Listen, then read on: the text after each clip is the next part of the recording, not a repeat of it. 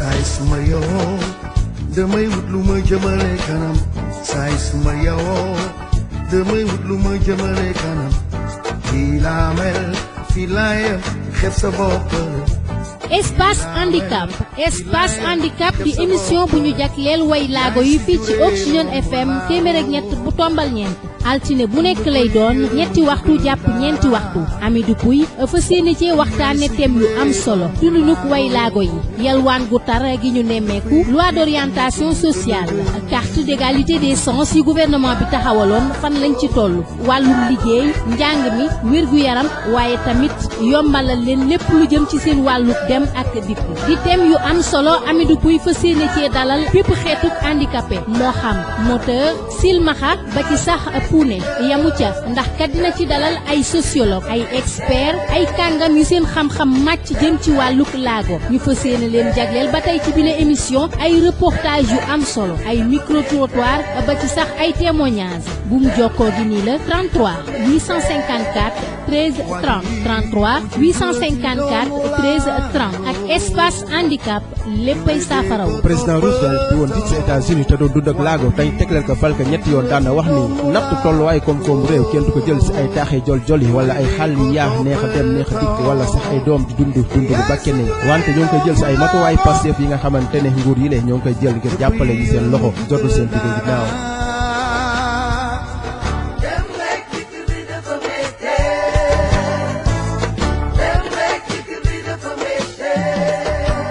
asalaamaaleykum mbokki rajo Oxygène ñu ngi leen di gërëm si déglu di leen jaajëfal di leen wax rek seen émission espace handicap moo daal di doorati mooy émission bi nga xamante ne dañ ko jagleel way laago yi waaye tamit jagleel ko bépp public boo xamante ne daal bëgg nga xam dara si li nga xamante ne moo di way laago yi ni ñuy dundee seen nekkin jafe-jafe yi ñuy jànkonteel ak yenn solution yi nga xamante ne sax ñun ñoo ngi ko si proposé saa su nekk ngir indil ko nguur gi nga xamante ne daal dina xool nan lay indee ay solution si jafe-jafe yi nga xamante ne ñi amee laago ñu gën leen di leen wax daal handicapé yi daal ñoo ngi koy jànkonteel jafe-jafe yi waxtu ñu toll nii di nuyu Aline Badara Diémé moom moo nekk si wàllum xarale gi te émission bi nag ñi ngeen ko xamee ngeen ko gisee dañuy topp en général li ñu naan actualité te tey actualité bi boo leen koy daal di seet mooy wàllum certificat de fin d'année yi maanaam ak entrée en sixième bi ñu doon def si mardi bi ak mercredi bi passé ñi demoon xool école inclusive yi nga xamante ne ñi ngi nekk diggante Tëngéej Caaroy ak ba Géejawaay sax xool maanaam yan dispositif lañ leen tegal yan pexe daal la ñu mën a teg pour way laago yi nga xamante ne di ndongo yi fay jàngee si école inclusive yooyu ñoom nan lañ leen taxawoo ba ñuy def seen examen yi nu mu waree daal duñ ci jëlee benn jafe-jafe ñi àndoon si ak ñi nga xamante ne ñoo di waa APE bi mooy ñi nga xamante ne ñoo nekk si éducation inclusive di association boobu bu waajur ndongo yi pour la promotion de l'éducation inclusive ñoom lañ àndaloon wax dëgg fa yàlla ñu ànd ak ñoom wër ñetti école yi wër Tëngéej Caaroy ba Géejawaay wër ko dem nemmeeku waxtaan ak directeur yi nga xamante ne ñoom ñoo fa nekk ak ñi nga xamante ne ay chef de centre lañ dispositif bi nga xamante ne daal moom la ñu teg ngir jàppale way laago bi war a def examen nu mu waree ñi nemmeeku ne bii mooy deuxième fois bi nga xamante ne ndongo yooyu la di yëngatu si wàllu éducation inclusive si ñetti école yi nekk si banlieue bi ak Tëngéej bi mooy seen ñaareelu yoon bi nga xamante ne daal ñoo ngi koy def li nga xamante ne moo CFEE di entrée en sixième te amoon ci daaw ay résultats yi maanaam yi am solo yoo xamante ne daal defoon nañ ko ci amoon nañ ko ci maanaam muy CFEE entrée en sixième yi amoon ci 86% bu dee kii bi nu mu tudd ay examen CFEE bi de fin d'études élémentaires bi certificat de fin d'études élémentaires bu ñu ko defee ñoom 100% lañ ci amoon ñu dem fële si entrée en sixième bi maanaam am fa 86 et quelques pourcent presque 90% lañ ci amoon waaye nemmeekoon nañu amoon nañ ci ay quelques jafe-jafe yi mooy ndongo yooyu la bu ñu amee seen entrée en sixième ba pare ba war a dem si collège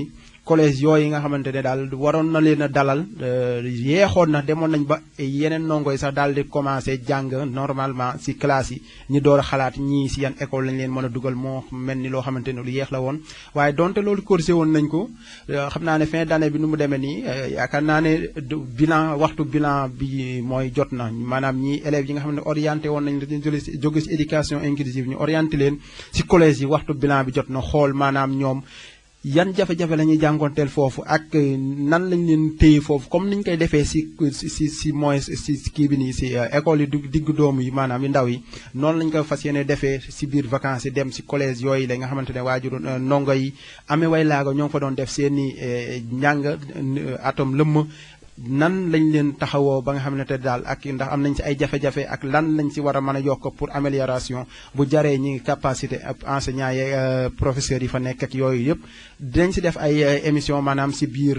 vacances yi nga xamante ne si la ñuy nekk nii ni ñu leen ko waxee woon si début bi maanaam dañuy dugal rek Saliou Sène mu fàttali ñu moom inspecteur la nekk éducation nationale inspecteur la si wàllum éducation inclusive maanaam si la xel mu gën a màcc éducation inclusive bu lañ ko déggee mooy ñi nga xamante ne dañuy fexe ba képp ko amee laago école bi la gën a jige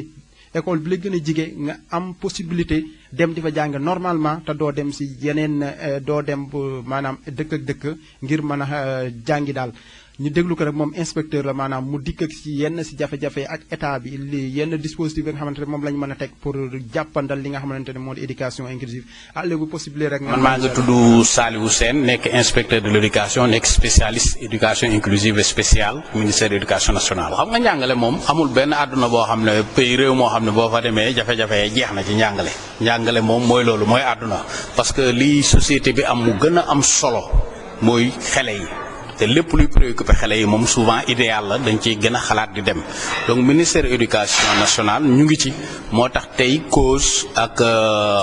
partenaire am yi invité woon ñu comme escalité xam nga nu ma koy waxee mooy koo xam ne daal day def attention ci question bi pour ñu waxtaana leen ci waxtaan ci journalistes yi li ci nekk nag mooy yëgal nañ leen un peu ministère éducation nationale li muy def mais xam nañ ne aussi y a des problèmes comme dans tous les secteurs li ci nekk nag mooy problème formation ak nu ñu koy doxalee mais dafa am évolution bu am solo bu ministère éducation nationale.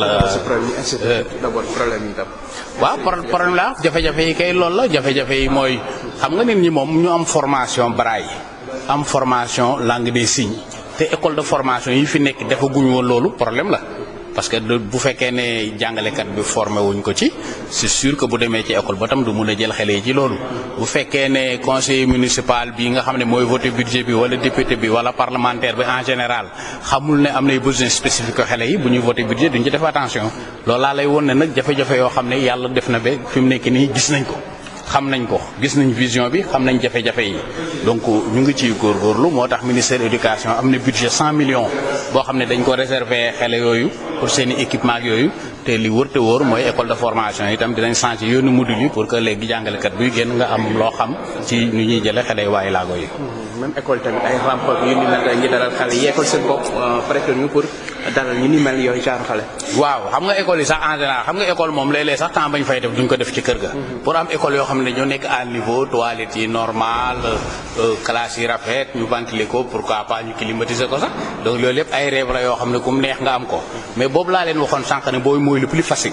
c'est l'accessibilité primaire mooy fexe ba école yi am ay rampe ak yooyu loolu boo ko defee ba léegi nekkagoo ci éducation inclusive mais yaa ngi préparé pour ñu mën a inclure loolu moom instruction yi ñu joxe léegi gouvernement Sénégal sax moo ko joxe du ministère éducation tabax bépp bu ñuy defati pour édifice public nañ fexe ba nga xamante ni képp kuy waaye laa nga mën faa dugg loolu instruction la normalement ku ko defu sax waru ñoo réceptionner sa bâtiment mais le plus difficile mooy nga am jàngalekat boo xam ne bu xale bi nekkee ci kanamam mu mun a jëlee xam-xam ci boppam dugal ko ci bopp xale bi ça c'est le plus difficile te dafa laaj ay mesures yu bëree bëri loolu nag mooy li nga xam ne moom lañ gëstu te souvent moom lañ partagé ak yéen.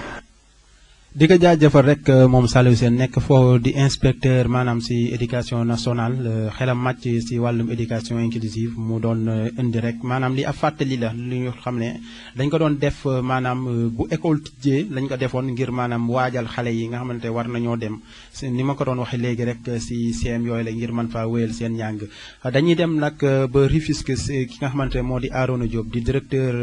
Chérif 1 di école inclusive moom it di benn ñetti école yooyu le moom it mu dikkal ñu maanaam si li nga xamante ne dispositif nan la ñu taxawoo xale yi ba nga xamante ne dinañu def seen examen yi ni mu waree ak élèves yi foofu ñaata lañ jafe-jafe yu ñu jànkonteel ñi leen ci maanaam jàppale ak ba léegi ñi nga xamante ne daal sàkkuteef bi ñuy def si gouvernement bi ngir éducation inclusive ba gën a dëgër daal muy maanaam ñu xool ay solution yoo xamante ne dinañ maanaam mën nañ ko tuddee indemnité wala ndàmpaay moo xam lu mu mënti doon daal ngir mën a sauver li parce que dañ seetlu ne ñi nga xamante ne wax dëgg fa yàlla dañ dañ ci doon jëngatu ñenn ñi bari daal bu ñu amee promotion dañuy bàyyi li nga xamante ne moo di éducation inclusive bi dem seeti leneen mu doon tur boo xamante daal dina jafe lool pour ñoom ñu daal di koy maanaam fatt ñu déglu ci Arona Diop di salaamaaleykum maa ngi tudd Arona Diop. monsieur Arona Diop yow yaay directeur école Diorgui Chérif 1 di école inclusive ñu bëggoon xam waxtu tembe nii élèves yi maanaam waaye ndongo yi ji yëngatu wàllu éducation inclusive ñaata lañ fu ñu toll nii. depuis 2011 le projet éducation inclusive dugg ci Ndakaaru ciblé ñetti école muy école Chérif 1 ci Tëngéej muy école Malick Diop ci Thiaroye ak école Pikine 23B ci Guédiawaye donc ñetti école lañ jël muy école pilote njëkk a testé éducation inclusive donc ñetti écoles yi depuis 2011 ba tey école boo ci dugg dañ ci fekk ay xale yu xam ne problème mu bët lañ am soit gën gis-gis amatul wala ñu am gis-gis bu néew wala nga gis fa xale yoo xam ne dañoo laagoo ci loxo wala ci tànk waat xale yoo xam ne puuna lañ donc ñetti xeet yooyu la école inclusive ñetti écoles yi traité ndoo école boo dem di nga ko fekk fii école bii moom présentement actuellement xale yooyu yëpp soo leen boolee ils sont au nombre de 75 yu évolué dans toutes les classes du CI ba CM2 am na ci école bi suñ ko dañ ko xaaj ñaari xaaj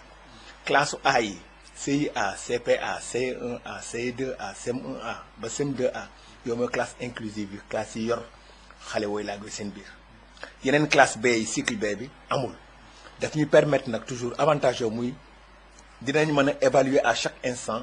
la classe inclusive par rapport à l'autre classe qui n'est pas inclusive pour xool est-ce que évolution mi ngi dox correctement au rythme qu'il faut donc soo jëlee maanaam xeetu xale yooyu ni ma la waxee muy xale yëpp gox-goxaan lañ dëkk ñun fii Tëngéej précisément di nga gis xale yu dëkk yuy jógee ci ñun ba Tivaouane Peulh yu jóge ba Gorom ba Sangalkam ñuy jóge ba Bargny-Kiib ñuy jóge ba Kër Mbay Fall ñuy jóge ba Kër Massar donc école bi école départementale la day jël tous les enfants déficients qui habitent le département de Rufisque donc loolu moo doon charge xale yi nag pour xamal la ne inclusion bi macha allah ñu ngi sant yàlla lu bari bi mu ñëwee ba léegi jot nañ fi def évaluation globale de l'inclusion avec l'expert Abdourahim Gaye mu ñëw fii ànd ak SAED ba financé ko ñu def vraiment inclusion évaluation de l'inclusion dans les 3 écoles puis 3 écoles inclusives ñu évaluer inclusion niveau am ak fu mu taxaw mais biñ ko saytoo parce que saytu bi dafay dem noo xam ne dañuy jël classe bi am xale woylaago yi ñu jël fa élève jël classe bi nekk à côté bi amul woylaago ñu jël leen évaluer jox leen même épreuve xale yi def ko ñu testé leen xool niveau bi on se rend compte que dañoo seetlu ne classe inclusion yi mi ngi dox correctement au même rythme que les autres classes waaw bu benn classe yi bàyyiwuñu ko gannaaw donc inclusion mi ngi dem ñu dem ci loolu ba yàlla dimbali ñu daaw suñu première génération xale yi ñu amoon silmaxa yegg CM2 comme ren ñi nga dem tey ñi ngi ci entrée en sixième à certificat xale yaa ngi composé nii xale yooyu ñi lañ composé daaw ak seeni nawle ci même épreuve les mêmes épreuves la ñu traduire en braille jox leen ñu travailler yàlla defal ñu sutura ba dama naan ñu ngi présenté woon au total Chérif mi ngi présenté woon 3 candidats Guédiawaye yóbbu 2 Thiaroye yóbbu 2 muy 7 candidats yu ñu yóbbuwoon benn échec lañ ci am au niveau du CFE entrée en sixième ñu am 100%. donc defe naa ne résultat yi inclusion bi joxe romb na sax résultat bi yeneen classe normale yi di am. kon mën nañu wax ne buñ ko doon xayma maanaam bilan bi fu mu toll nii dal na xel. waaw dal na xel fu mu toll nii vraiment moom sant yàlla mais dal na xel parce que su demee ba romb taux national taux de réussite national dañu mën lu ko sant yàlla di aussi demander toujours ñi ci nekk ñi di yëngu ci inclusion bi aussi ñu yokkaat seen loxo rek. di wane ne lu baax aussi li ñu naan fas lu mu daw aussi dañ koy tàggat dañ koy gën a yëngal rek pour am li ñu gën a mën li ñu gën a naw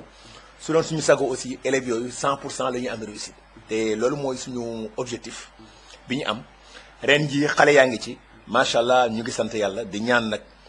li ñu waroon tàggatee tàggat nañ leen ko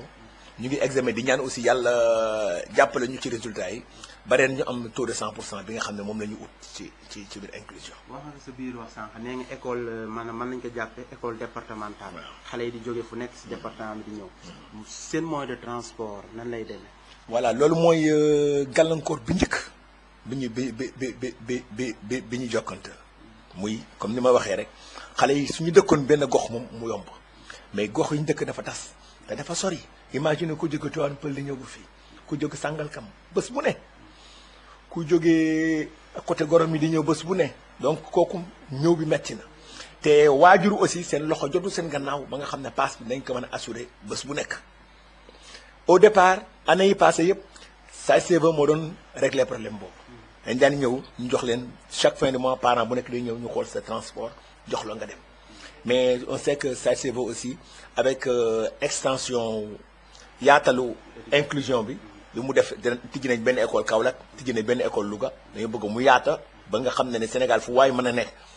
di nga am école bi gën a jege fu mu mën a jàng mooy laa fu mu mën nekk rek di nga mën jàng ci école bi la gën a jege donc projet boobu lañ nekk donc doole bi jàppalee SAED-CV amoon fii dafa wàññeeku donc appui léger lay demee donc transport boobu ab SAED-CV daf ko bàyyeeg collectivité locale yi te xam nañu aussi suñu maire yi seen yéene rëy na trop mais seen moyen moo des ba ren bi daal problème transport dafa am xale yi amuñu benn appui en transport donc day metti ci parents yi di ci parents yi ñuy ñaan nag léegi d'abord nos autorités locales ñoom ñi nga xam ne éducation compétence décentralisée lañ te ñoom xale yi seen gox lañ nekk seen i njaboot la ñu xool nu ñu mën a jàppalee ci mbirum transport suñu mënoon am sax même l'idéal serait un cadre de transport cadre de ramassage boo xam dana mën a génn ramasse xale yëpp indi leen vraiment daal loolu mooy obstacle bi gën a ngand bi inclusion di jàkkonteel fu mu nekk nii problème du transport parce que xale yi daf ñu dëkk seen dëkkuwaay ak école bi dafa sori lool te bëgg nañ jàng te absence yeeg retard yi baaxul aussi ci seen jàng day indi jeexantal boo xam ne vraiment duñu am lu ñu namm ci njàng bi. mbaalu dem ba am ñoo xamante ne dañu découragé maanaam ba seen doom yi sax. waaw kër ga doon jàng si. et les dangers commencent à se sentir parce que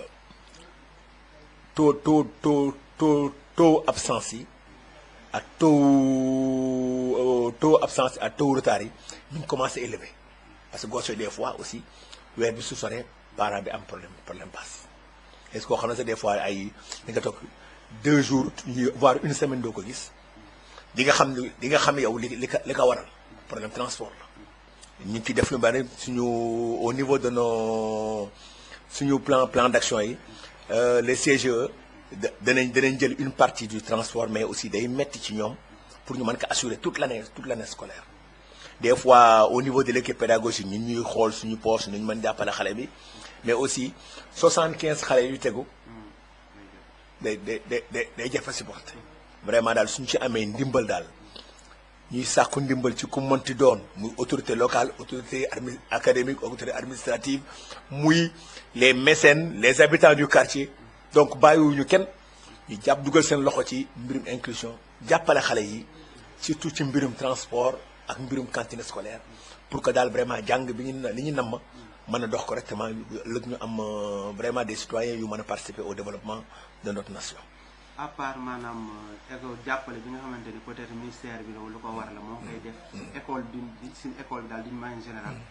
amul beneen jàppale boo xamante ne moo koy mel ni ko beral loxo si éducation inclusive génn benn budget daal ne lii pour éducation inclusive la fu mu toll nii. au niveau parce que projet bi c'est fait en collaboration entre le ministère de l'éducation nationale ak SAED-CV benn ONG SAED-CV vraiment boo xam ne dañ koy delloo njukkal taxawaayam ci inclusion parce que dama naan su inclusion yeggee fii aussi am na ci cër boo xam ne cër bu am solo bu mu ci dox parce que dina ci financer dina ci dugal alal ju takku dama naan mooy former maître yi jàngale parce que il faut nga tàggal leen ci braille mooy mooy financer les cellules d'animation pédagogique mooy maanaam ndootaay yi maîtres yi day daje di weccoo xalaat di weccoo expérience ci mbirum njàngale bi donc problème bu ñu am mën ko waxtaanee xool nu ñu ko mën saafara mooy suñu maîtres yi nga xam ne ñooy maître référent donc référent mooy maître bi nga xam ne mooy fekk xale bi këram continuer jàngale bi ñooñu moo leen jox moto leen jox carburant di assurer moto yi ñooñu mën dem continuer liggéey bi mu am jeexatal ci kër ga aussi matériel xale yi début d'année dara du manqué xale bi saak lañ koy jox ak tout ce qu'il faut lu mu war a jàng ci année bi yëpp vraiment dañuy taxaw bu dëgër bu am solo sax ci kii bi en collaboration avec le ministère de l'éducation nationale que aussi vraiment ñu remercier gis nañ collaboration bi aussi bien au niveau décentralisé avec l'inspection de l'éducation et la formation de Rufisque commune avec ses inspecteurs points focaux que je citerai monsieur Magueye Gueye ak monsieur Ousseynou Gaye vraiment mu ñaari inspecteurs yoo xam ne formé nañ leen ci Braille ñoo ñuy accompagner sur le terrain ils sont sans cesse dans chaque fois ci école yi di saytu inclusion bi ndax mi ngi dox ban problème la am ak nan lañ ko mën a def ba saafara problème bi vraiment daal donc gannaaw ministère bi ñuy gërëm gannaaw SAED-CV mën nañu citer par exemple benn ONG buy intervenir au niveau des écoles bu ñuy oowee le GRDR benn organisme français la boo xam ne moom banque côté bu muy intervenir muy côté lekk xale yi ak côté lekk bi daal donc mbirum cantine scolaire donc xale yi comme ko ni ma leen waxee fi ñu dëkk dafa sori fi ñu jóge dafa sori du ñu mën talaata wala alxames du ñu mën a wàcc dem añi seen kër ñëwaat jàng ngoon donc ONG bi instauré fi benn cantine scolaire boo xam ne moo koy financé globalement ceeb diwlin tamaate lu mu laaj dépense beeg yëpp moo koy teg am na chaque année dina def un minimum 4 millions ou 5 millions dans chaque école inclusive moo ñu mettre en partenaire avec ay ñi jox jën ñu ñëw di ñuy approvisionner ñuy fay mettre ñu en partenariat avec ñi indi légumes bio mettre ñu en partenariat avec les boulangers donc lundi mercredi vendredi boulanger bi dana indi ci école bi plus de 1000 baguettes de pain xale bu nekk dana am mburu ndekkeem mardi jeudi añ fii ñaari mbanaan la ñuy tàll da soo ñëwee nga naan ngeen def am fii la ñu xale yendu ak maître yëpp ñu lekkandoo añ ba pare delluwaat ci classe yi kenn du tardé ñu mën a travailler correctement donc defe naa ne loolu am na solo donc ONG boobu GRDR bi ñuy dañ koy gërëm di gërëm particulièrement seen homme bi nga xam ne mooy nekk sur le terrain à Rufisque ñu koy oowee benn xale bu am pas-pas bu sawar bu ñu oowee Seyni Kébé vraiment moom tamit collaboration bi rafet na kontaan nañ ci liggéey bi vraiment daal di wane ne inclusion dafa nekk projet boo xam ne il faut ñëpp dugal seen loxo ku ci ne foo manti ne am nga ci cër ku mën a intervenir ci lekk bi ku mën a intervenir ci transport bi ku mën a intervenir ci jàngale bi ku mën a intervenir ci xale yi seen i soloog seen yi oo nañ la ci nga jàppale ñu si pour que daal projet bi nga xam ne état Sénégal moo ko yëkkati muy xale yi le droit à l'éducation nga xam ne xale yëpp am droit à éducation te amul benn amul xaaj ak seen donc ñu mën ko doxal correctement ñu mën a boole couche boobu daal ci jàngale bi donc il faudrait que tout le monde s'associe xeebuñu kenn ku ci mën dugg rek ku ñu mën fekk si rek alhamdulilah ñu mën yeggali le projet niñ ko bëggee ba keroog ñu réew mi am ci ndam ñëpp gis seen bopp. sur le plan pédagogique maanaam wàllum manuel de travail xale yi jëfandikoo nemmee ko nañu at yi ginnaaw amul ngeen si ay jafe-jafe loolu woon ni na wala ba léegi moom daal mu persister. waaw loolu moom première année yi moo doon jafe-jafe bi ñu doon jàkk bi ñu doon daje mu doon bi ñu doon gàllankoor muy que INEAT livre yi ñuy créé yi ñuy jox élèves yi livre braille amu ci donc élève bi su nekkee ci classe boo xam ne ay nawleem yu amul laago lay nekkal ñoo ñu jox leen livre day indi frustration ci xale bi pour jox la benn anecdote jour bi ma njëkk a distribuer les livres Marie et Madi dama ko distribuer génn rek dugg seen bureau rek xale yi am problème bët ñëpp rang jubal si fekk sama bureau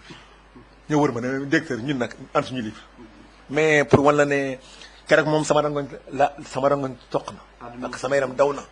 parce que xam naa ne injustice la nga xale yi mu sentir ne dañ leen bedd ba ñoom ñu waaxu ñëw ci man di ma laaj seen livre affaire bi metti ma loolu moo am ci ñetti école yëpp ñu mujj oote suñu biir mais il faut trouver une solution parce que mënuñu bàyyi élèves yi toog noonu te comme noonu yàlla def nag maay président commission pédagogique ñu mujj oote rapidement une cellule ñu mujj toog réfléchir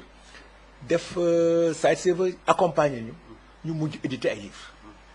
éditer du éditer plus sax parce que dañoo jël livre programme bi xale bi yor par exemple tey jii en français suñu ñëwee texte de lecture ñu ñëw xool les différents types de textes yëpp fu nekk ñu puiser fa 5 textes adéquats travailler ko imprimer ko en braille def ko sous forme de livre ba nga xam ne gosse dana yor livre am le maître de la classe travaille sur les mêmes textes yi am ci ñaari livres yëpp booy bi mën suivre en mathématiques ñu def noonu de même en ESVS ñu def noonu de même fait que chaque enfant du CI actuellement au CM2 am na livre am en français am livre am en mathématiques les grandes classes am na livre en ESVS pour mën travailler loolu moo permettre vraiment ñu mën a relancer xale yi mën a am livre yu war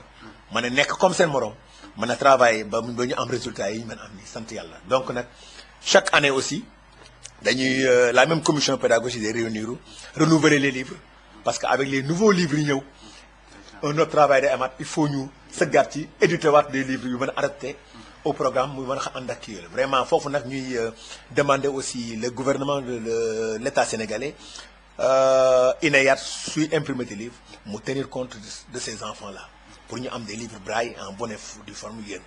parce que c'est pas n'importe quel type d'exercice la xale yi mën def am na exercice yoo xam mënuñu ko exercice livre yi mujj génn presque support bi yëpp image la alors que le non voyant support image bokkul donc ñu bàyyi xel ci ñoom suñu éditer livre aussi defal ñu des textes adaptés à leur état ñu mën a travailler ak ñoom vraiment c'est l'appel que je lance vraiment à l'INEAT ñu bàyyi xel ci loolu. examen yi période examen la ñu nekk dispositif bi mettre en place pour yombal maanaam xale bi mu passe examen normalement lan ngeen si mën a wax. voilà donc comme ni ma la waxee rek école inclusive yi au niveau de Dakar ñett lañu donc ñetti écoles yi at seeni inspecteur point focaux yi waxtaan nañu ba da dans chaque IF maintenant chaque inspection par exemple Rufisque tey jii dans le centre de l'école xale yi ñu ngi composé seen école Chérif ci biir école Chérif centre d'examen la mais dafa am ci biir centre d'examen bi centre braille donc xale yi silmaxa yi di composé dañ leen ber ci benn classe à part avec des enseignants yu ne administré épreuve yi avec ñu leen di surveiller ñu bokkul ak ñeneen yi seen morom yaa ngi composé à côté parce que mënuñu bokk parce que au niveau de la déficience visuelle muy ñi seen gis-gis wàññeeku dafa am lu ñu oowee tiers temps pédagogique muy temps bi ñuy liggéeyee dañu soxla temps bu gën a bëri que njàccaar bi pour mën a liggéey benn liggéey parce que seen handicap moo ko waral donc ñoom dañu am benn centre à part bu ñu détaché un enseignant brailliste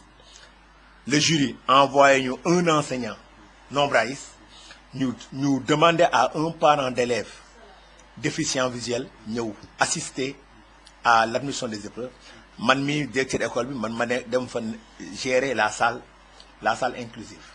ñu nekk fa à 4 ñu mën a def le travail actuellement pare nañu LC ressources ñu ngi ci LC compétences la xale yi song nii donc même dispositif boobu moo am dans toutes les 3 écoles inclusives pour permettre aux enfants aussi ñu mën a liggéey correctement dans les mêmes conditions que leurs camarades pour que daal vraiment ñu am équité chez les enfants en vue d'avoir de bons résultats.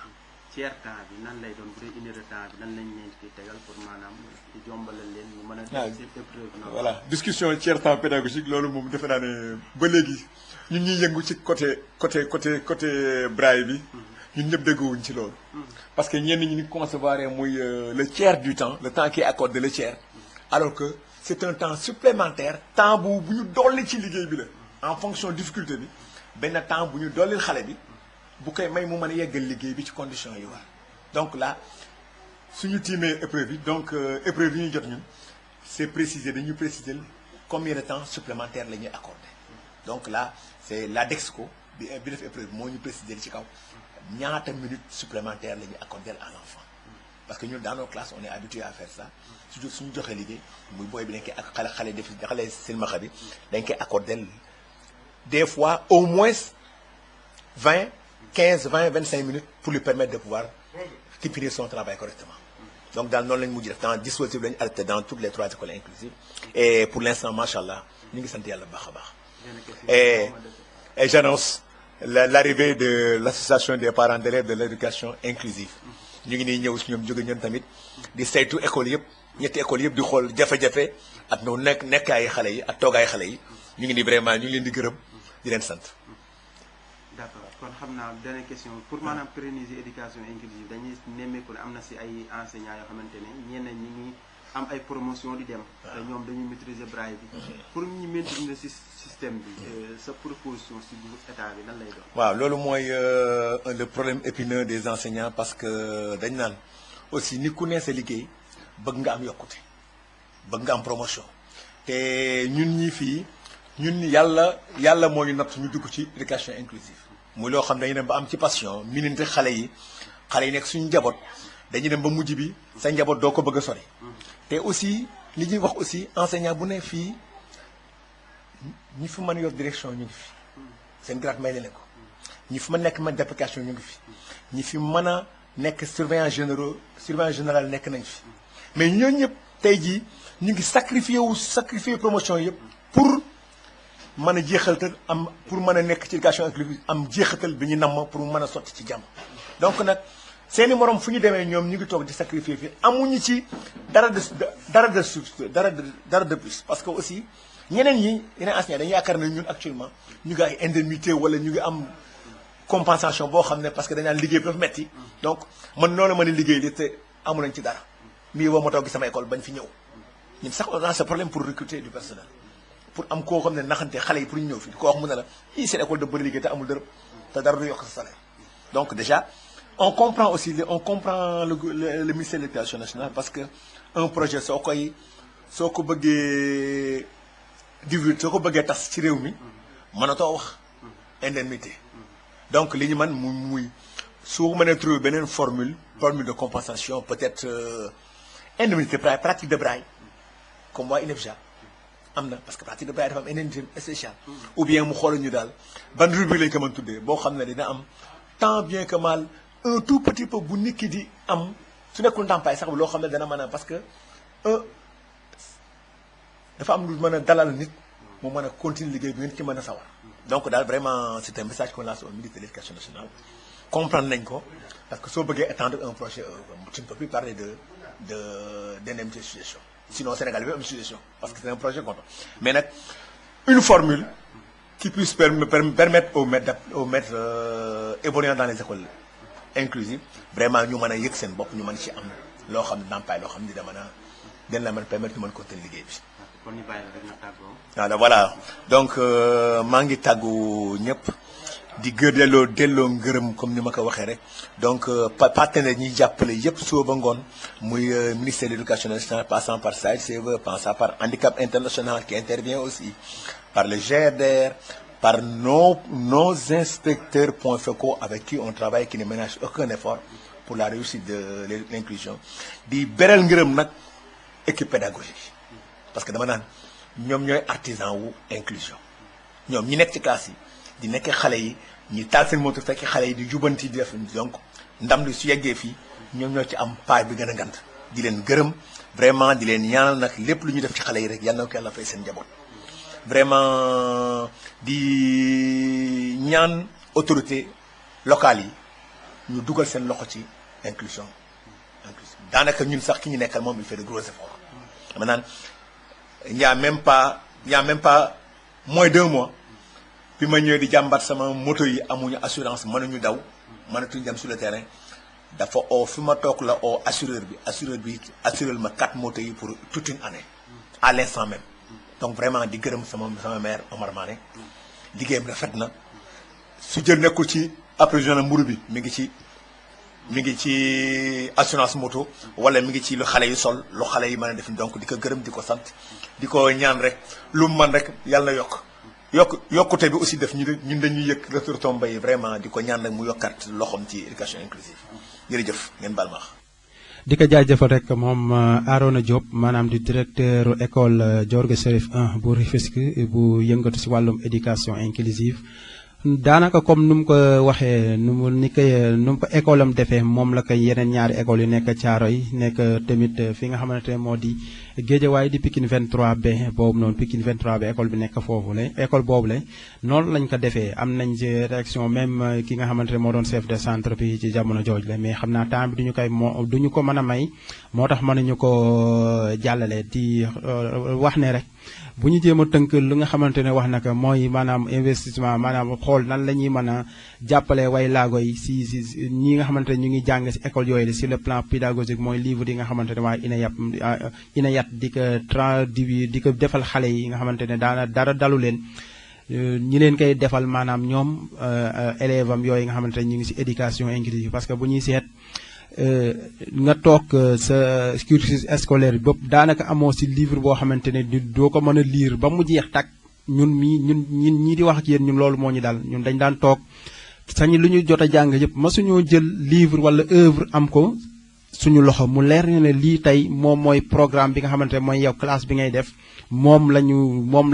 digle ne moom la ñu war a jàngale ñun dañ ci daan am ay brochure rek texte xaaju texte ay quelques mots lañ ci daan am ngir mën a comprendre wala nga am sa benn xarit boo xamante ne da nga koy daal di jël invité ko sa kër ngeen toog ngeen waxtaan mu la dicté la maanaam li nga xamante ne moo gën a am solo si œuvre bi wala si li kay livre yi nga xamante ne moom lañu daan jëfandikoo si jamono jooju la te braille bu ñu koy seet dafa doon loo xamante ne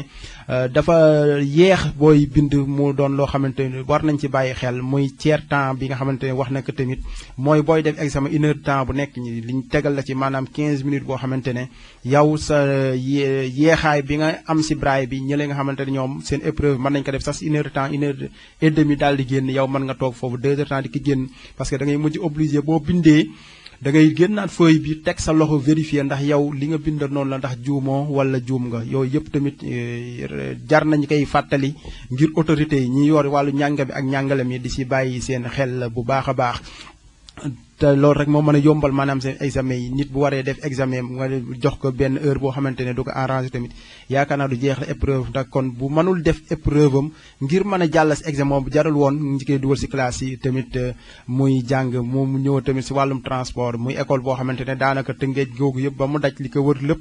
Tivaouane Peulh fu ne lay nit di jóge ko ñëw di bàyyi ko fu Bargny wax na ko fépp la ñuy ñëw di jóge ko di bàyyi ko ñëw di jàng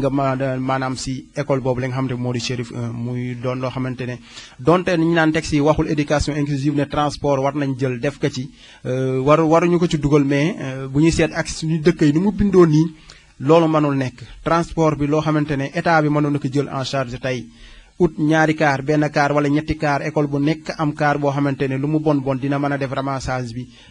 ba moom lu muy xalaat ak lu mu wax sax nee na am na bu weer wi soree dañuy nemmeeku ne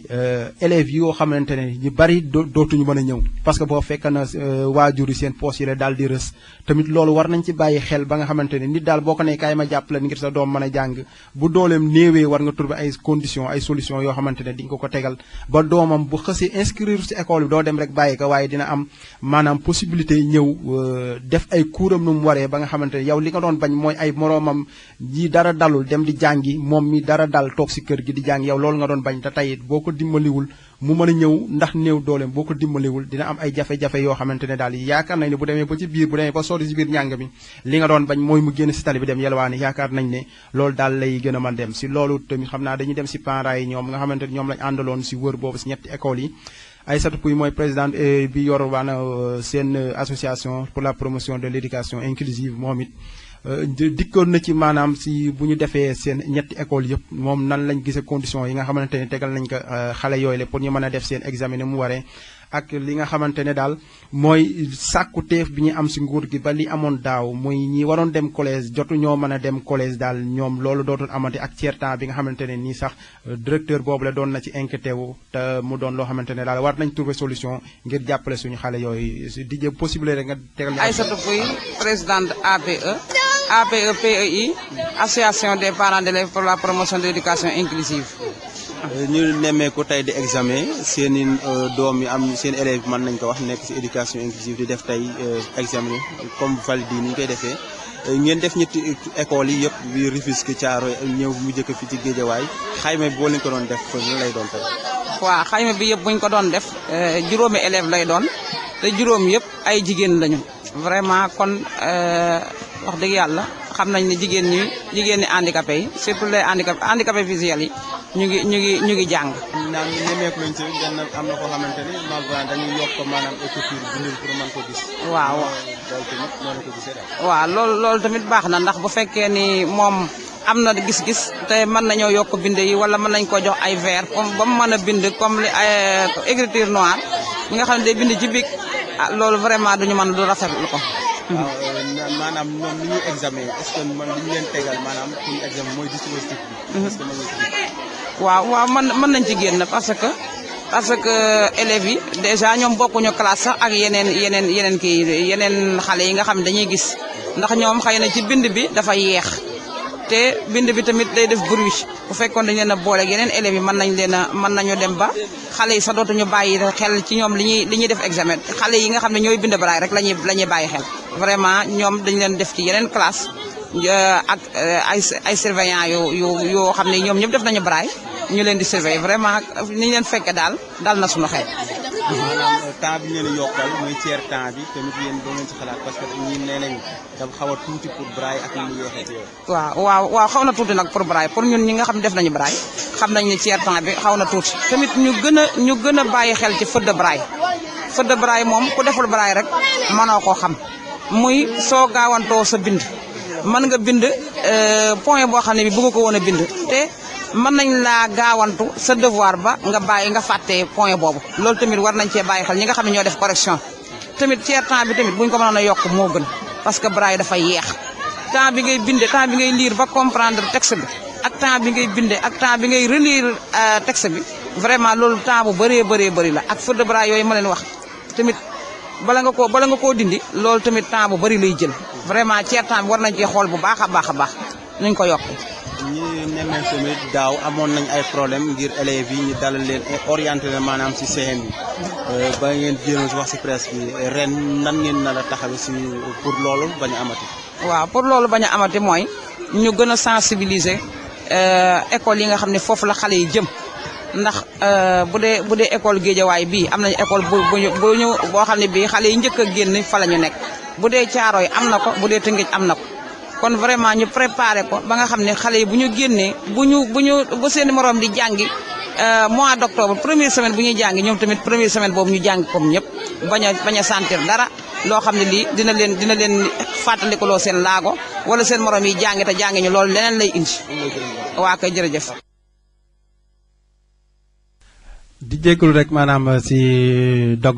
boobu la xam ne fu mu toll nii moom comme nu mu ko waxee rek maanaam inquiétude yi maanaam bari na daal te yaakaar nañ ne nguur gi war na cee mën a trouver ay solution yoo xamante ne daal dinañ def suñu kéemtulaay kàttan maanaam ñëpp ñoo xamante ne daal ñu ngi jëngatu ci wàllu mbir moomu le muy wàllum éducation inclusive muy waa état bi di gouvernement bi di waa ministère de l'éducation nationale mu daal di def kéemtulaay kàttanam daal ba jooyti yi nga xamante ne daal ñii nekk si wàllu éducation inclusive ñoo ngi koy jooytu muy enseignants yi formateurs yi élèves yi ba si parents yi seen xalaat yooyu ak seen njàqare joojle mu daal di leen di bañ a daal ni te tamit fin bu mu jeexale mooy wàllum collège yi man dama si insister collège yi moom fu mu toll nii wax dëgg fa yàlla écho yu ma ci amagum taxu koo demee noonu taxu koo neex noonu mais xam naa ne dinañ si jéem a waxtaanaat def plaidoyer bi comme ni ñu ko defee si éducation inclusive depuis 2011 ba léegi ñu nekk ci di wax yaakaar naa ne solution yi dina gën a éducation inclusive doon loo xamante ne daal donte lu mënta ñàkk la gouvernement bi war na def kéemtalaay kàttanam ba nga xamante ne daal ñii di ay waajur yi enseignants yi acteurs yi daal nekk ci biir yëpp daal te nemmeeku nañ ne fu mu toll nii même waa INEFJA di Institut national d'éducation et de formation des jeunes aveugles te mu nekk Thiès ñoom soobu nañ ci mbir mi le ti si wàllum éducation inclusive ñoom it indi seen xalaat maanaam seen xam-xam maanaam bu ñu def depuis 1976 ba léegi si wàllum braille ak wàllum jàngale silmaxa indi ko maanaam dugal seen loxo si wàllum éducation inclusive ñoom it dinañ dem ñu seeti leen ñoom ñu wax ñi ñoom lan lu bees daal la ñu indi si wàllum éducation inclusive parce que nemmeeku nañ ne ñoom ñoo doon former enseignants yi nga xamante ne tey ñoom ñooy def éducation inclusive nekk fii nga xamante ne ñoo di banlieue bi ak Rufisque ak yenn si quartier si dëkk yi nga xamante ne ñoom ñu ngi si biir réew mi éducation inclusive tamit ma nga fa waaye di wax rek ne daal fu mu toll nii daal bépp way laago boo xamante ne bëgg nga jàngi daal na nga jige si école yooyu nga xamante ne ñu ngi def éducation inclusive ngir mën a nemmeeku xool ak nan lay demee ba nga mën faa dugg tamit nemmeeku nañ ne daaw école muy tijji même loolu tamit dañ koy topp muy wàllu éducation inclusive bi nga xamante ne mooy ñii ñii lu te duñu dégg ñoom it nemmeeku nañ ne Pikine ak Rufisque ñoom it soobu nañ ci mbir mi la ba di leen defal éducation inclusive dégg ngeen ko Moustapha Dramé kii bi passé lënd bi passé moo ko doon wax ci école Rufisque boobu Thiawlène bi ñoom nemmeeku nañ ne ñii di def wàllum éducation inclusive ñoom it ñoo nga fa ci jàppandalu waa HI di handicap international di leen jàppale si wàllu woowle ba nga xamante ne mooy mu ñi ngi lu daal mën a jàng boo xamante ne mucc ayib comme seen i morom booy seetlu ñoom li ma ci gën a remarqué mooy même ñoom bu ñu jàngee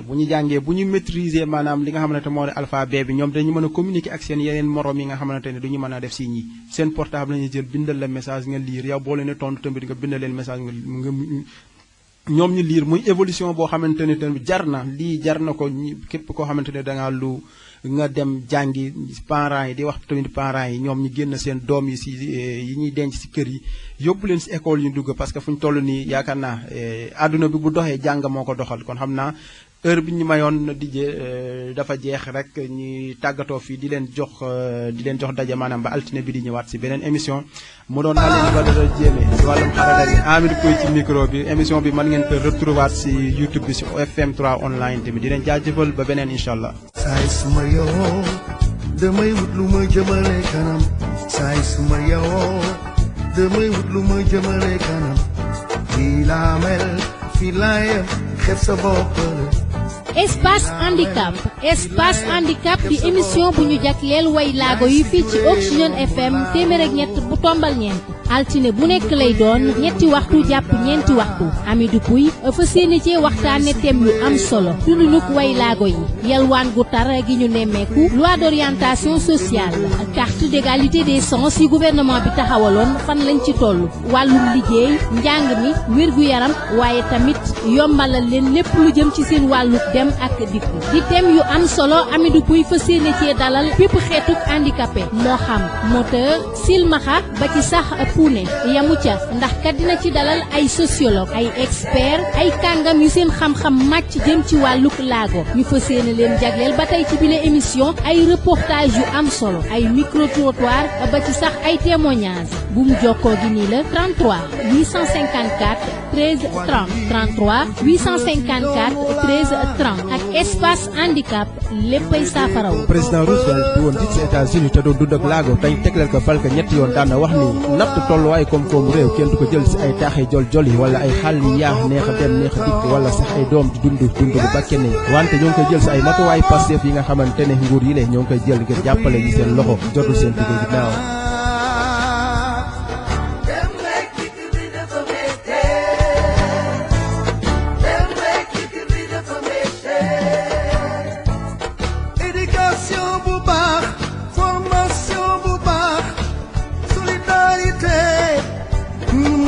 Suñu bopp